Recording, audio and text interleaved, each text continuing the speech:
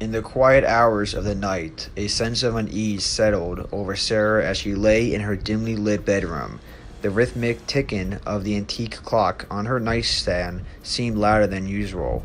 Moonlight filtered through the curtains, casting eerie patterns on the walls. Her unease grew, and she strained to hear something. There it was, a faint whisper, like the soft rustling of leaves in the wind. Sarah sat up, her heart pounding in her chest. She glanced around the room, her gaze eventually settling on the closet door. As her eyes fixed on the closet, she heard it again, the whisper, but this time she realized it was her own voice. "Sarah," it called, barely audible. Her pulse quickened, for it was as if her own voice was coming from the depths of the closet.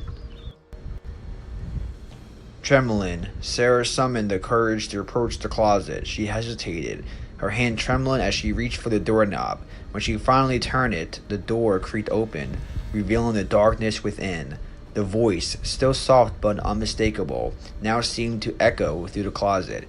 "Sarah, you have secrets, don't you?" Sarah recoiled in shock. Her heart raced as she realized that the voice was indeed hers, but it knew things only she was privy to, secrets she had never shared with anyone. "Who are you?" Sarah asked, her voice quivering. The voice from the closet responded, "I am the darkness that knows your every fear, your deepest secrets, your darkest desires. I am the reflection of your hidden self, your inner demon." Sarah's breath caught in her throat as realization sank in. She had always concealed her true self from the world, burying her fears and desires deep within her. Now, her hidden self had found a voice, a presence, and it was haunting her from within the confines of her own closet.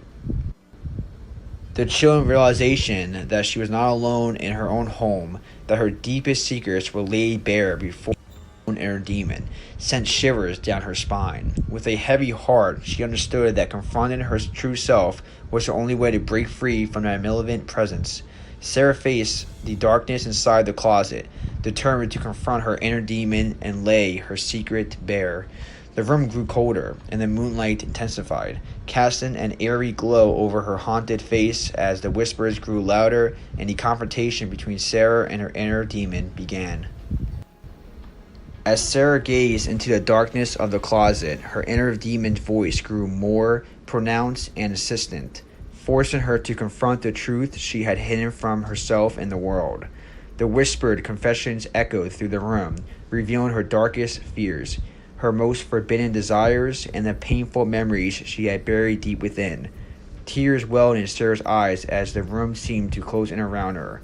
She knew that her inner demon was not an external entity, but a manifestation of her own inner turmoil. She had to face it, acknowledge her fears, and come to terms with her past. It was the only way to regain control. With trembling resolve, Sarah took a deep breath and began to speak, acknowledging her secrets, her pain, and her regrets.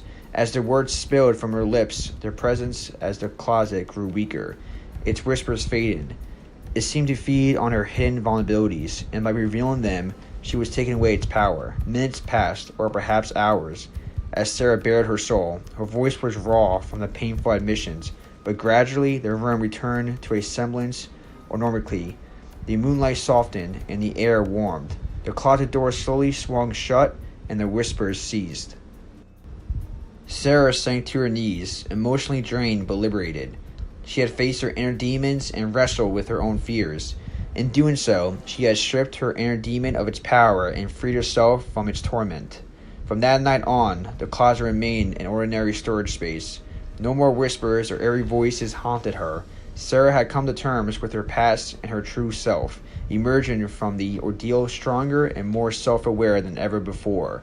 The chilling presence had been banished, but the echoes of that fateful night lingered, a reminder that sometimes the most terrifying monsters are the ones we create within ourselves.